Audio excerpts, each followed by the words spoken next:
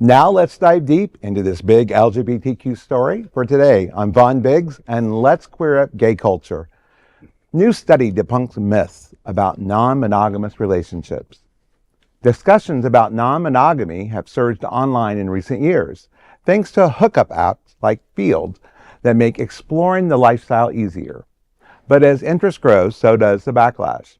Some seek alternatives to traditional relationships while others embrace monogamy and marriage.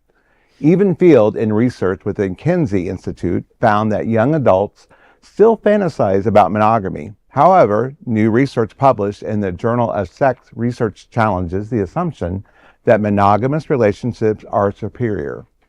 The analysis of 35 studies involving over 24,000 people worldwide found no significant differences in relationship or sexual satisfaction between monogamous and non-monogamous people.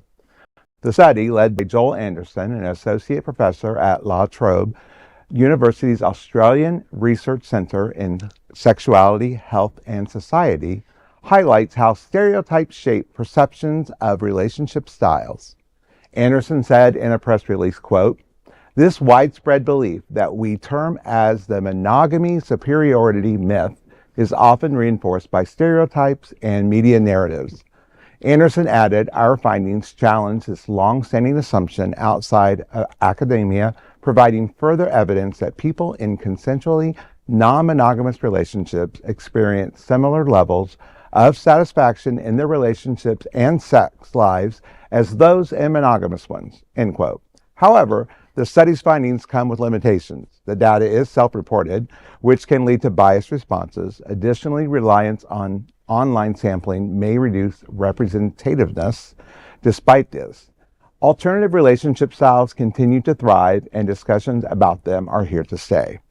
Well, for someone like me, I've been on both sides of the fence with this. So I've been in monogamy, and I've been in a polyamory relationship and open relationships.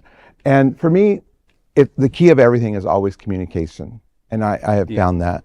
And, I will tout a book that I love and I have told people to read for many years. Even the therapist I used to go see ended up recommending it to his clients, and that is The Ethical Slut.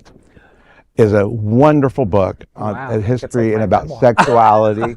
It's all about sexuality and about understanding the desires of sex versus intimacy and how that plays with communication and relationships. And it's fascinating. And so I see this happening, but I think there's some misconception that, especially the LGBTQ world, that we're far more promiscuous and we have, more non-monogamous relationships than the other. But that's really not true. It was such a stigma, back when I was growing up in the 80s. My parents got divorced over an affair. And so, if I think to myself, if my father just had some on the side, he could have still been with my mother possibly. I don't know. That's the 80s. Who knows? The 80s dramatized all of affairs and stuff, right? I used to watch all the soap operas from Dynasty to Dallas, and God forbid you got caught or something like that. So, growing up as a kid, it was always put in with me. It was just like, you get married and you have children, whatever. But I decided to be gay, so we're happy you did. And, I as my mother told me on my birthday,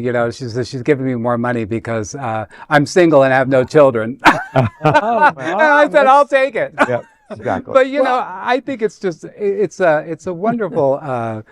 Go ahead. I'm sorry. Well, to say, as a serial monogamist, I often joke that I have barely enough bandwidth for one person, let alone multiple partners.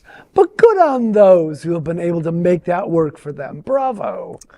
I think it's the beauty of, not just LGBTQ plus relationships, but even heterosexual relationships, is that it's case by case, and that as long as you and whomever is involved in your relationship are on the same page or pages, if it's multiple pages, and you're all communicating like adults, I'm happy for everyone. But I am also a serial monogamist. I met my husband at 21. I'm 37 now. I've really only been with a few other people outside of him. So I can't stress other than it's case by case. And I think studies like this are silly. That's just...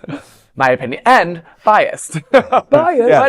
But they mentioned that, so we're okay. They were honest. They did say that this was, more Self-reporting. biased and self-reported, right? Right. That I think that is actually the name of my memoir, self-reported. Reported? Oh. Yes.